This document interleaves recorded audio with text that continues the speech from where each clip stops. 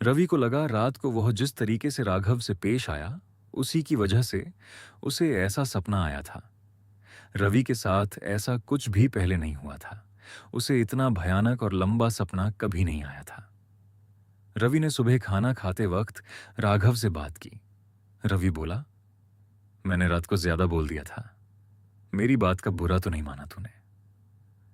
राघव मुस्कुराकर बोला, तेरी तो बचपन से आदत है हर चीज के लिए मुझे दोषी करार देना। तेरे कपड़े ना मिले तो मेरी गलती, तूने खाना नहीं खाया तो मेरी गलती, तू कॉलेज के लिए लेट हुआ तो मेरी गलती, पापा ने तुझे कुछ कहा तो मेरी गलती। गलतियां मेरी ही होती हैं, आखिर कब तक मैं बुरा मानूंगा? रवि गुस्से में बोला, तू मेरा भाई बना, यही तेरी सबसे बड़ी गलती थी। राघव रवि को छेड़ते हुए बोला, छोटा तू है, तू मेरे पीछे आया था, मैंने थोड़ी तेरा पीछा किया था पागल। रवि का मुंह बन गया। राघव हंसते हुए वहां से चला गया। रवि को गुस्सा तो आया, मगर उसे संतुष्टि थी कि राघव उसे गुस्सा नहीं था।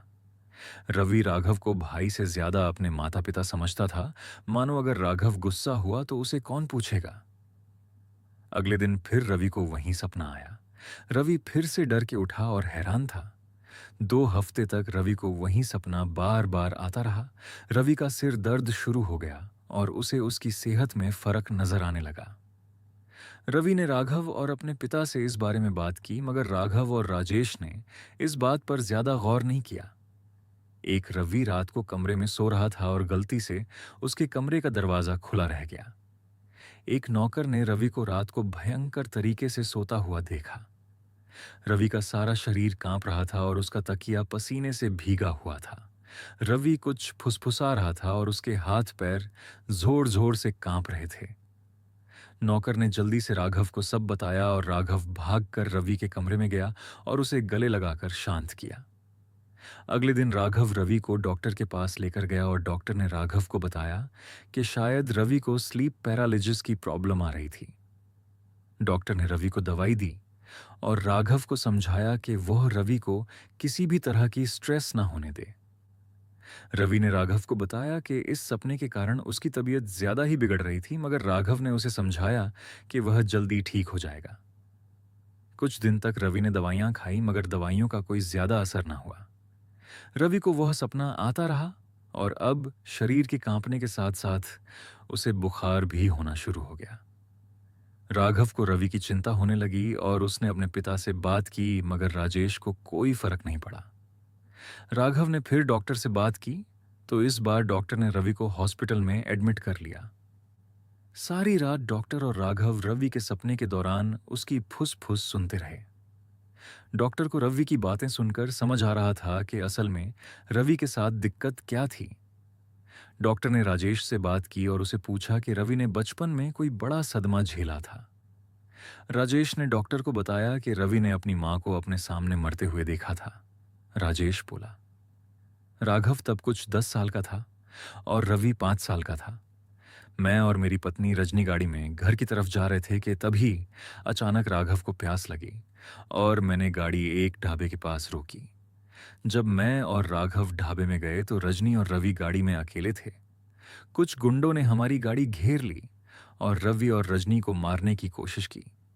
रजनी ने जल्दी से रवि को गाड़ी की पीछे वाली सीट के पीछे छिपा दिया। उन गुंडों ने रजनी के सिर पर डंडा जोर से मारा, जिसकी वजह से वह बेहोश हो गई और रवि बहुत रोया। हम रवि और गुंडों की आवाज सुनते ही गाड़ी की तरफ भागे और मैंने पुलिस को फोन किया।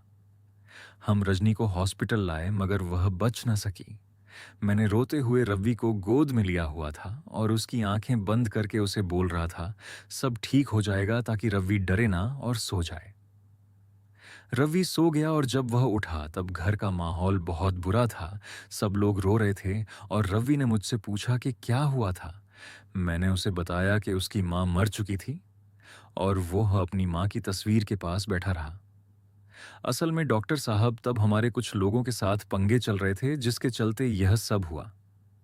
रवि को कभी दोबारा वह बात याद नहीं आई? आपने क्यों पूछा? डॉक्टर को सब समझ आया और उसने राघव और राजेश को बताया कि उस दिन मीडिया के रवि को सवाल पूछने के कारण उसके अंदर का बचपन का डर जाग गया और उनका राघव वाला सवाल रवि के मन में बैठ गया। रवि अपने बचपन की ही याद में खो गया था। बस उसकी माँ की जगह वह राघव को देख रहा था।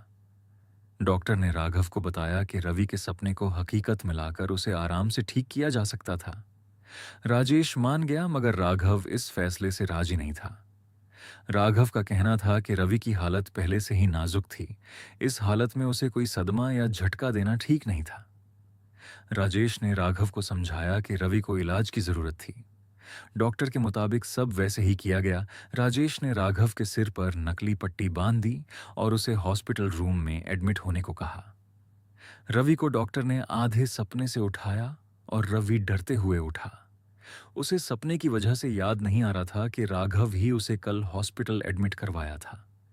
इससे पहले रवि कुछ समझ या याद कर पाता, महेश रोते हुए रवि को बताने आया कि राघव और उस पर पे कुछ गुंडों ने हमला किया था और राघव को सिर पर चोट लगी थी। रवि को लगा जो सपना वह देख रहा था वह सपना नहीं, उसका आज था। रवि घबराया हुआ अपने साथ वाले हॉस्पिटल रूम में गया और उसने राघव को घायल देखा। रवि बहुत डर गया और उसे डर लगने लगा मानो वह अपने भाई को खो देगा। रवि की आंखें पानी से भरी और जुबान कांप रही थी।